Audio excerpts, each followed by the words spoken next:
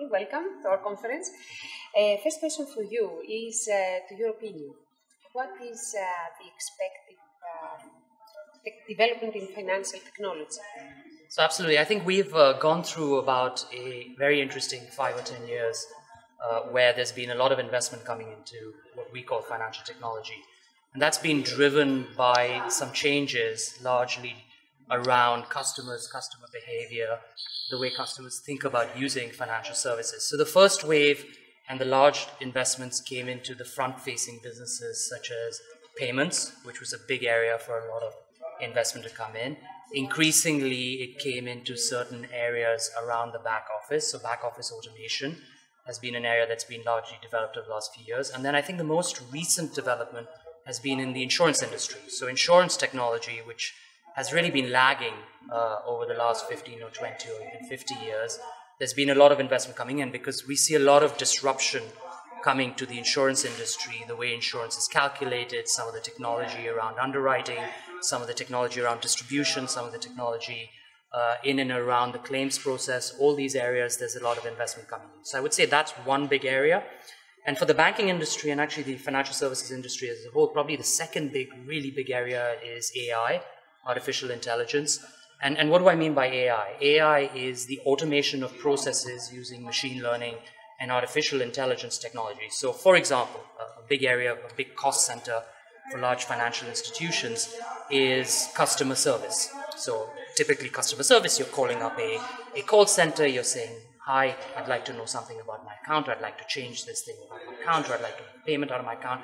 All these aspects which are today very human and cost a lot of money because you have to pay for the humans that sit in the call centers or who are providing that service. Many of those services are going to move into automated services where you call up a service which is able to recognize your voice, which is able to recognize the question, which is able to learn from prior questions and provide services all the way out to investment advice. And we already see that on the investment side with entities that are called robo-advisors, which are using AI technology to provide customized investment advice for people and actually make investments for people.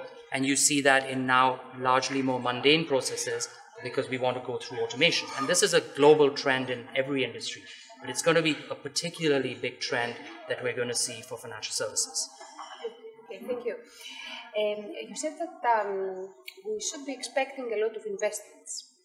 If we focus on Greece, about the Greek startups, what your advice is, how we could attract capital? That's a very complicated question at many levels because I think startup ecosystems develop for many reasons. And one of the big reasons that startup ecosystems develop is talent. So I've been coming to Greece, this is my 20th year in Greece, and I see a lot of talent in Greece. They're great universities right across the country, Thessaloniki, Athens. A lot of great talent, a lot of great coding talent that's coming out. But what I'm now seeing in Greece is a lot of that talent leaving the country. And so there's an element of how do you retain that talent and how do you retain that talent with the right capital and the right investment. And I think first and foremost, it has to be around policy. So I think there has to be a constructive government policy around bringing capital in, around actually thinking about how that capital should come. That takes the form of many things. One of the biggest areas is around progressive taxation.